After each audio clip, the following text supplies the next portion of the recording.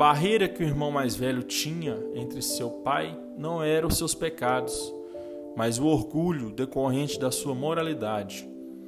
O que o impedia de participar do banquete do pai não era sua iniquidade, mas sua retidão. Mas como isso é possível se ele fazia tudo que era certo? A resposta é que esses dois estilos de vidas são mais parecidos do que imaginamos. O irmão mais novo se incomodava pelo fato de o pai administrar os bens da família. Ele desejava tomar as decisões próprias e ter pleno controle do seu dinheiro e da sua vida. Desafiou as regras da comunidade e foi ser independente. O irmão mais velho queria o mesmo que seu irmão. Ele também estava magoado com o pai. Ele também queria os bens do pai, mas não o pai. Ele nunca havia desobedecido, como ele mesmo diz, mas era assim que ele queria obter o controle. Sua exigência era esta: eu nunca desobedeci ao Senhor, por isso o Senhor precisa fazer as coisas do jeito que eu quero. Ambos queriam dizer ao pai o que fazer. Os dois se rebelaram, um sendo muito mau e o outro sendo muito bom. Ambos estavam perdidos. Jesus está ensinando que nenhum dos filhos amava o pai por aquilo que ele era. Os dois estavam usando o pai para alcançar seus objetivos egoístas, em vez de amá-lo e desfrutar da sua companhia e servi-lo sem interesse. Isso significa que podemos nos rebelar contra Deus e nos afastarmos dele, tanto transgredindo suas leis, quanto cumprindo-as com todo zelo. A postura do irmão mais velho era de que, se cumprisse as leis, não precisaríamos de ter Jesus como Salvador. Deus estaria em dívida conosco, que inclui ter uma vida tranquila, respostas de orações e a salvação eterna. Não precisando de um Salvador por meio da graça, pois somos nossos próprios salvadores. Da mesma forma, as pessoas religiosas acham que podem controlar Deus e colocá-lo em uma condição de devedor. Apesar de toda a espiritualidade e rigor ético que demonstram, elas estão se rebelando contra a soberania e a autoridade de Deus. Se você pensa que Deus precisa abençoá-lo, ajudá-lo, pois afinal de contas, você está se esforçando para obedecer e ser uma pessoa do bem, então Jesus pode até ser seu ajudador, seu exemplo e até inspiração, mas ele não é o seu Salvador. Você está servindo na condição de seu próprio Salvador por suas obras.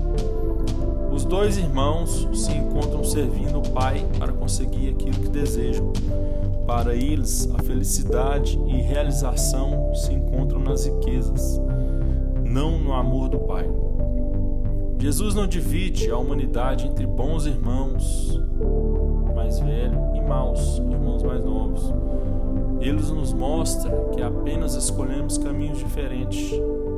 E apesar de estarmos errados, ele se preocupa e nos convida para participarmos do seu banquete. Significa que o Evangelho é algo completamente diferente.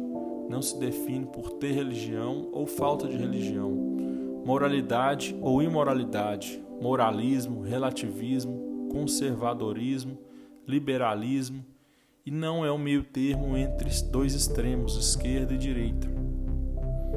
Todos estão errados, todos são amados, todos são chamados a reconhecer a realidade em que vive e mudar. Em Lucas capítulo 18, versículo 14, Jesus diz que os que se humilham estão certos e os orgulhosos estão errados. As pessoas que têm a consciência de que não são boas aproximam-se de Deus, pois o pré-requisito para receber a graça de Deus é saber que você precisa dela. As pessoas que dizem que está tudo bem, obrigado, afastam-se de Deus. Em Salmos 138, versículo 6, Diz que o Senhor cuida do humilde, mas se mantém longe do orgulhoso. Certa vez foi perguntado a um pensador católico o que estava errado no mundo. A resposta dele foi incrível. Ele falou que ele estava errado. Esta é a postura de alguém que entende a mensagem de Cristo. Então, por que Jesus narra a parábola de modo que um deles são salvos? Jesus está nos dizendo que os dois projetos de salvação pessoal estão errados, mas o irmão mais velho está cego espiritualmente e era uma situação mais desesperadora. Se insinuarmos a uma pessoa religiosa que o relacionamento dela com Deus não está certo, ela responderá: como você se atreve a dizer uma coisa dessas? Eu sou o primeiro a chegar na igreja, eu leio a Bíblia todo dia, eu oro 1 hora por dia, eu guardo um dia para Deus, eu não como isso ou aquilo. Essa parábola é um retrato da história de toda a Bíblia e de toda a humanidade.